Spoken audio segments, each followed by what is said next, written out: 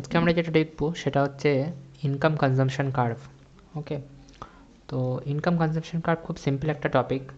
Income consumption কার্ভের definition, formal ডেফিনেশনটা দেওয়ার আগে আমি তোমাদেরকে বিষয়টাকে একটু বলে দিই, তারপরে আমি ফর্মাল ডেফিনেশনটা দেবো। ঠিক আছে, তো ইনকাম কনজাম্পশন কার্ভ বিষয়টা কি? ইনকাম কনজাম্পশন কার্ভ হচ্ছে যে আমরা ধরো একটা বাজেট লাইন, প্রথমে একটা বাজেট লাইন আঁকলাম, তারপরে একটা আমরা ইনডিফারেন্স কার্ভ আঁকলাম। এবার এই বাজেট লাইন আর ইনডিফারেন্স কার্ভটার নাম হয়তো দিলাম IC1, বাজেট লাইনটার নাম দিলাম AB।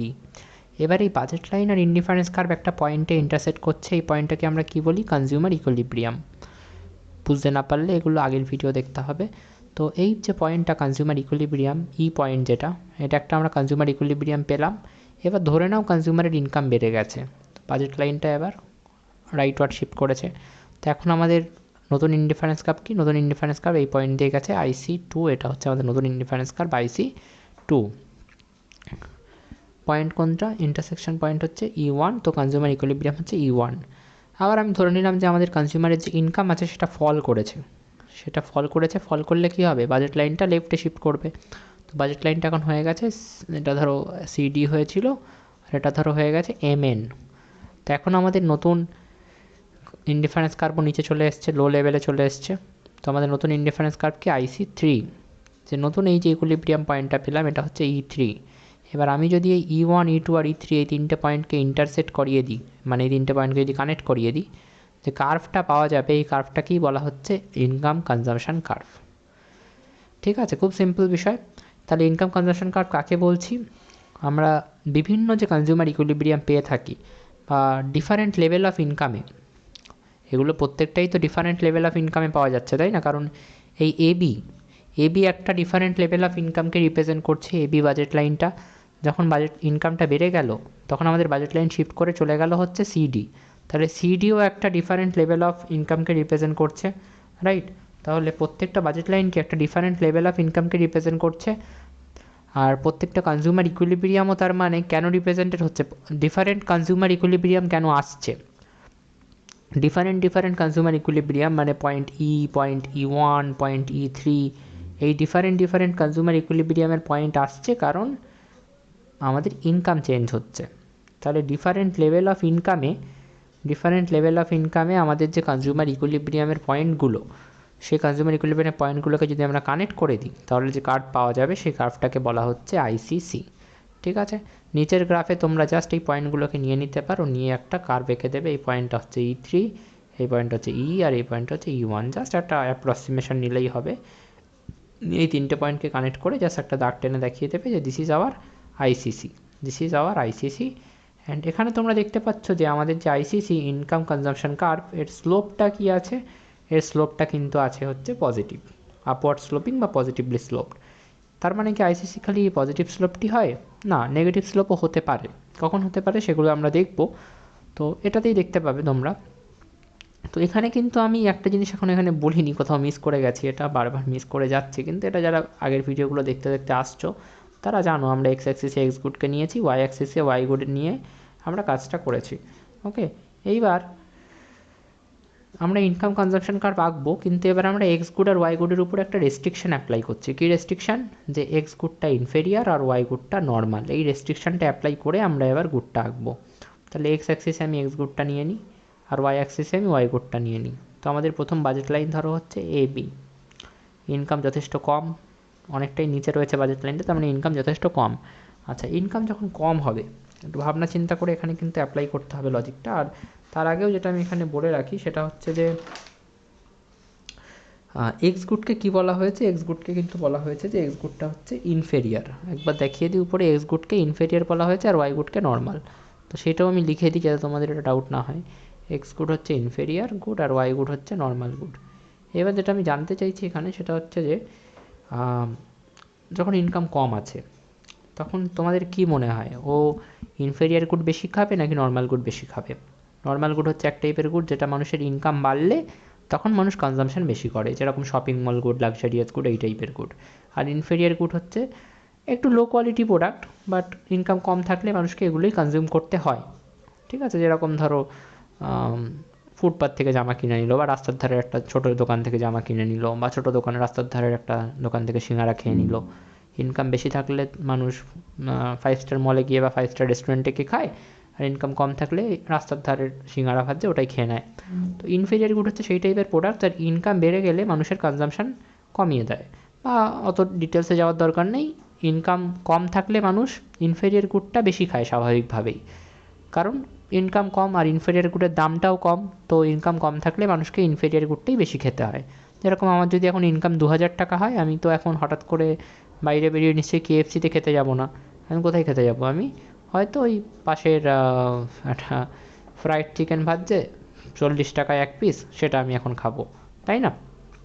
তো এই ফ্রাইড চিকেনটা হচ্ছে ইনফেরিয়ার গুড, যেহেতু এর দামটা কম আমি এটা খেলাম, কারণ আমার এখন ইনকামটাও কম রয়েছে, সেই কারণে আমি ইনফেরিয়ার গুডটা বেশি খাচ্ছি, কারণ আমার দামটা ওই ইনফেরিয়ার গুডটার দামটা কম। এবার তোমরা ভেবে বলো, আমি যদি, তার মানে এইটা তো তোমরা বুঝতে পেরেছো নিশ্চয়ই যে ইনকাম কম থাকলে আমরা কি করি, ইনফেরিয়ার গুডটা বেশি খাই, না নর্মাল গুডটা কম খাই।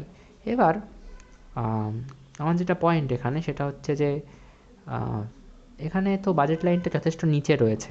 ধরো আমি আরও একটা বাজেট লাইন এঁকে দিচ্ছি যে তোমরা বুঝতে পারো, এই বাজেট লাইনটা, আরও একটা বাজেট লাইন এখানে এঁকে দিচ্ছি, এই বাজেট লাইনটা, তিনটে বাজেট লাইন এঁকে দিয়েছি। এই বাজেট লাইনটা সব থেকে নিচে, মানে এই এবি বাজেট লাইনে ওর ইনকাম নিশ্চয়ই তার মানে সব থেকে কম।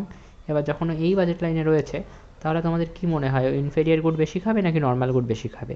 অবশ্যই ইনফেরিয়ার গুড বেশি খাবে, নর্মাল গুড কম খাবে। তাহলে আমি যদি ইনডিফারেন্স কার্ভটা এই পয়েন্ট দিয়ে আঁকি, তাহলে ধরো এইটা আমাদের ইনডিফারেন্স কার্ভ এঁকেছি, তাহলে কনজিউমার ইকুইলিব্রিয়াম হচ্ছে ই। তাহলে দেখো এক্স গুড কতটা খাচ্ছে আর ওয়াই গুড কতটা খাচ্ছে।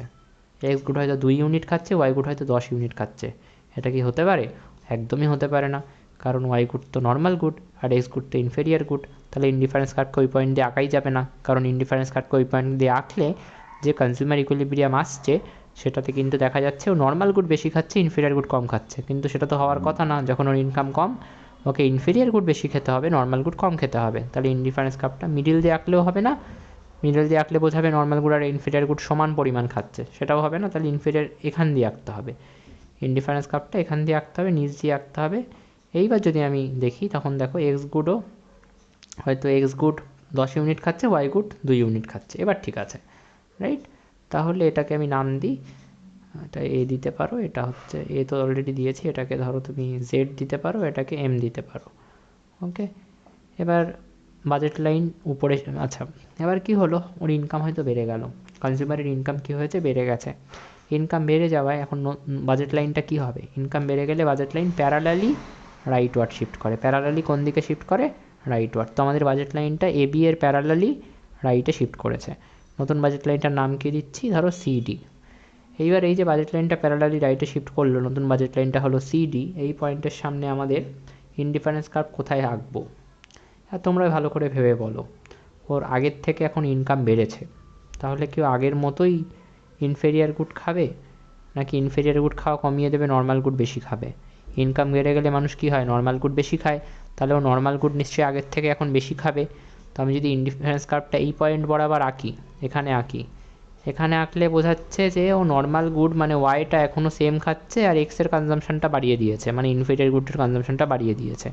সেটা তো হওয়ার কথা নয়, এক্সের কনজামশন তো ওর বাড়ানোর কথা নয়, ইনফেরিয়ার গুডের কনজামশন তো ওর বাড়ানোর কথা নয়, ইনফেরিয়ার গুডের কনজামশন ওর উল্টে কমানোর কথা, নর্মাল গুডের কনজামশন বাড়ানোর কথা, কারণ ওর ইনকাম বেড়েছে, তাই না? তাহলে আমরা ইনডিফারেন্স কার্ভটাকে কোথা থেকে আঁকবো, একটু বুঝে শুনে একটু উপর দিয়ে আঁকবে। উপর দিয়ে আঁকলে কী হবে, এখান দিয়ে আঁকলেও হবে না, এখান দিয়ে আঁকলেও অ্যাকচুয়ালি দেখাচ্ছে যে আমি এইরকম জায়গা দিয়ে ইনডিফারেন্স কার্ভটা আঁকবো। কেন এরকম জায়গা দিয়ে আঁকলাম দেখো, বুঝতে পারবে। এরকম জায়গা দিয়ে যেই আঁকলাম দেখো, এবার তোমরা বুঝতে পারছো নিশ্চয়ই। আগে হয়তো 10 ইউনিট এক্স খাচ্ছিল, এখন হয়তো 5 ইউনিট এক্স খাচ্ছে। আর ইনফেরিয়ার নর্মাল গুড যেটা, সেটা হয়তো আগে 2 ইউনিট খাচ্ছিল, এখন সেটা কতটা খাচ্ছে, এখন হয়তো সেটা 10 ইউনিট খাচ্ছে। ঠিক আছে, সেই কারণেই ওরকম জায়গা দিয়ে আঁকলাম। যদি তোমরা এই পয়েন্ট বরাবরও আঁকতে, মানে এই যে পয়েন্টটা এ পয়েন্ট, বা ধরো এটা কী নাম দিই, কে, এই কে পয়েন্ট বরাবরও যদি আঁকতে, যেটা হচ্ছে কনজিউমার ইকুইলিব্রিয়াম পয়েন্ট ই ধরলাম আমি, এই পয়েন্ট বরাবরও যদি এই বরাবরও আঁকতে, তাহলে মনে হতো এক্সটা সমান খাচ্ছে, ওয়াইটা বেশি খাচ্ছে, সেটাও ইনঅ্যাপ্রোপ্রিয়েট হতো। তো এই পয়েন্টের উপর দিয়েই ইনডিফারেন্স কার্ভটা আঁকতে হবে, যাতে কনজিউমার ইকুইলিব্রিয়ামটা এরকম একটা পয়েন্ট দিয়ে আসে, যাতে দেখায় যে ও আগের থেকে বেশি কম এক্স খাচ্ছে কিন্তু বেশি ওয়াই খাচ্ছে। ঠিক আছে, হয়ে গেল, কোনো সমস্যা নেই। তাহলে আমরা এখানে আরেকটা ইকুইলিব্রিয়াম পয়েন্ট পেলাম, এটার নাম দিলাম E1।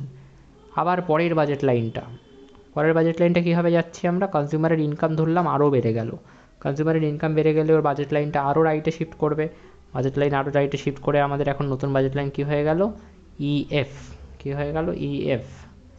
ওকে, এইবার ওর ভালো করে ভেবে দেখো, আরও ইনকাম বাড়লেও আরও নর্মাল গুড বেশি খাবে, ইনফেরিয়ার গুড আরও কম খাবে, তো আমাদের যে ইনডিফারেন্স কার্ভটা আরও এরকম জায়গা দিয়ে যাবে। গেল, নতুন ইনডিফারেন্স কার্ভের নাম কি দিয়েছে, আইসি, এটা 1 দিয়েছিলাম, এটা 2 দিয়েছিলাম, এটা 3 দিলাম। এবার কনজিউমার ইকুইলিব্রিয়াম হচ্ছে E3, রাইট। তাহলে এখন দেখো এক্সের কনজামশান মানে ইনফেরিয়ার গুডটার কনজামশান আরও কমিয়ে দিয়েছে। আগে হয়তো এতটা করছিল, যেটা হচ্ছে আগে হয়তো করছিল ও এস, এখন হয়তো করছে ও ভি, রাইট। আর নর্মাল গুডের কনজামশান আগে হয়তো করছিল কতটা, আগে হয়তো করছিল, এটা কত নাম দিয়েছিলাম, নাম কিছু দিইনি এগুলোর, আগে হয়তো নাম দিয়েছিলাম, আগে হয়তো করছিল এই ও থেকে জে অবধি, এখন হয়তো করছে ও থেকে কত অবধি, ও থেকে টি অবধি। তাহলে নর্মাল গুডের কনজামশান আরও বাড়িয়ে দিয়েছে। এবার আমরা যদি এই তিনটে পয়েন্টকে কানেক্ট করে দিই, অ্যাকচুয়ালি কানেক্টটা করার সময় একটু মাথায় রাখতে হয় যে অরিজিন থেকে করলে খুব ভালো হয়। এই অরিজিন থেকে প্রথমে ই পয়েন্টটাকে কানেক্ট করবে, তারপরে বাকি পয়েন্টগুলো মানে ই থেকে E1 অবধি যাবে, তারপরে E1 থেকে E3 অবধি যাবে। E3টা কেন করলাম, E2 দিলেই হতো, যাই হোক, ঠিক আছে। তাহলে আশা করি কার্ভটা কীরকম দেখতে বুঝতে পারছো। প্রথমে অরিজিন থেকে স্টার্ট করে E1 অবধি, তারপরে E1 থেকে ই অবধি, তারপরে ই থেকে ডাইরেক্ট E1 আর E3কে কানেক্ট করে দেবে। স্ট্রেট লাইন না হলেও হলো, এরকম ডট ডট ডট ডট দিয়েও করতে পারো, কোনো অসুবিধা নেই। তাহলে এই যে কার্ভটা তৈরি হলো, এটাকে আমরা কি বলছি, ইনকাম কনজামশান কার্ভ। আমি এখানে নিচে এঁকেও দিচ্ছি, জাস্ট এই তিনটে পয়েন্টকে নেবে, E1 আর E3, এটা একটু মেনশন করে দিতে হয় যে নিচে না হলে বোঝা যায় না, E1 আর E3 তিনটে পয়েন্টকে অরিজিন থেকে কানেক্ট করবে, ঠিক আছে। এবার এই যে কার্ভটা হলো, এটাকে আমরা কি বলছি, এটাকে আমরা আইসিসি বলছি, ইনকাম কনজামশান কার্ভ। এবার এই ইনকাম কনজামশান কার্ভ আইসিসি এর স্লোপটা কোন দিকে, দেখো এটা স্লোপ কিন্তু ডাউনওয়ার্ড, নিচের দিকে পুরো এই পোর্শনটা।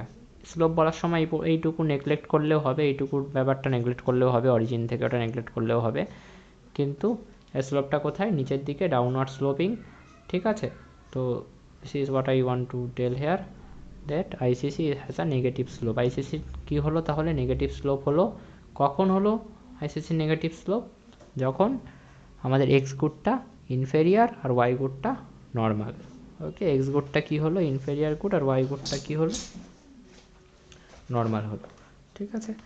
তাহলে এই দুটো গ্রাফই কিন্তু আঁকতে হবে, এটা মাথায় রাখতে হবে যে আমরা কিন্তু দুটো গ্রাফই আঁকবো, একটা গ্রাফ আঁকবো না, ঠিক আছে। একটা গ্রাফ আঁকলে কিন্তু হবে না।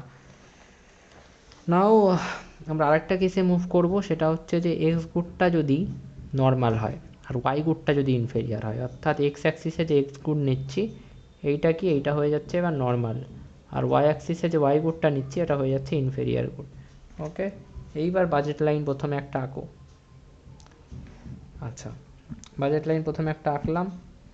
ইনডিফারেন্স কার্ভটা আবার কোথা দিয়ে আঁকবো ভালো করে ভেবে দেখো। যখন বাজেট লাইন তো আরও মানে ইনকাম ধরো এটা আরও বেশি, আর ইনকাম বেড়ে পরে আরও এটা হবে, তো প্রথমে একদম ইনকামটা কম, তাহলে ইনফেরিয়ার গুড বেশি খাবে নাকি নর্মাল গুড বেশি খাবে, অবশ্যই ইনফেরিয়ার গুড বেশি খাবে।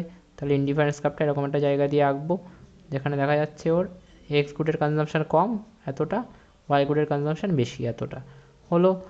তাহলে একটা পয়েন্ট পেলাম যখনই ইনকাম বেড়ে গেল মানে এবার নর্মাল গুড বেশি খাওয়া শুরু করবে, এক্স গুড বেশি খাওয়া শুরু করবে। তাহলে এবার ইনডিফারেন্স কার্ভটা কোথা দিয়ে আঁকবো, এরকম একটা জায়গা দিয়ে আঁকবো। দিস ইজ আওয়ার IC2, এটার নাম দিই IC1, ঠিক আছে। একটু নামটা ঠিকঠাক জায়গা দিয়ে দিই, কারণ নাহলে গ্রাফ আঁকতে পরে সেভ করতে অসুবিধা হবে। এটা IC2 দিলাম, এটা IC1 দিলাম। তাহলে এখন আমাদের ইকুইলিব্রিয়াম কোথায়, E1। এখন এক্স কতটা খাচ্ছে, এতটা খাচ্ছে ওয়াই, এতটা খাচ্ছে এক্স। দেখো ওয়াই কমিয়ে দিয়েছে, ইনফেরিয়ার গুড কমিয়ে দিয়েছে। ইনকাম বেড়ে গেলে মানুষ কী করে, ইনফেরিয়ার গুডের কনজামশন কমিয়ে দেয়, এতটা কমিয়ে দিল। আর নর্মাল গুডের কনজামশন কি বাড়িয়ে দিল, কতটা বাড়ালো, আগে এতটা ছিল এখন দেখো এতটা হলো, তাহলে এতটা বাড়িয়ে দিল। আবার পরের বাজেট লাইনে আরও ওর ইনকাম বেড়ে গেছে, তাহলে আরও এখন এক্স বেশি খাবে, নর্মাল গুড বেশি খাবে, ইনফেরিয়ার গুড ওয়াই কম খাবে, তাহলে এরম একটা জায়গা দিয়ে ধরো ইনডিফারেন্স কার্ভটাকে আছে IC3, তাহলে এ হচ্ছে আমাদের এখন এক্স দেখো আরও কমিয়ে দিয়ে ওয়াই আরও কমিয়ে দিয়েছে ইনফেরিয়ার গুড, আর এক্স আরও বাড়িয়ে দিয়েছে, এটা আমাদের ইকুইলিব্রিয়াম পয়েন্ট 3 E3। এবার অরিজিন থেকে নেবে, নিয়ে প্রথমে ইকে কানেক্ট করবে, তারপরে E1কে, তারপরে E3কে। এই যে কার্ভটা আসলো, this is what we call income consumption curve. ঠিক আছে, এখানে ই পয়েন্টটা নিলাম, এখানে E1কে নিলাম, আর এখানে E3কে নিলাম, নিয়ে জাস্ট এরকমভাবে হয়েছে সেই নিচে ওটাকে এক্সট্র্যাক্ট করে নাও। তাহলে this is what we call income consumption curve. এরও স্লোপটা যদি লক্ষ্য করো ঠিক করে, এই পয়েন্টের পর থেকে স্লোপটাও কিন্তু নেগেটিভ, তার মানে এখানেও কিন্তু আইসিসির নেগেটিভ স্লোপ আসছে। আইসিসি মিনস ইনকাম কনজাম্পশন কার্ভের স্লোপটা কিন্তু এখানেও কি আসছে, নেগেটিভ আসছে। তাহলে আমরা এখানে দেখলাম যে আইসিসি বা ইনকাম কনজাম্পশন কার্ভের স্লোপ যে পজিটিভ হতে হবে এরকম কোনো কথা নেই, নেগেটিভও হতে পারে কোন কেসগুলোতে, যখন আমাদের মধ্যে কোনো একটা গুড, দুটো গুডের মধ্যে কোনো একটা নর্মাল, কোনো একটা ইনফেরিয়ার, এরকম কেসে কিন্তু আমাদের ইনকাম কনজাম্পশন কার্ভ অর্থাৎ আইসিসি স্লোপ নেগেটিভ আসছে। ঠিক আছে, বোঝা গেল? তো দিস ইজ অ্যাবাউট ইট। আমরা নেক্সট ক্লাসে এঞ্জেলস কার্ভ করব।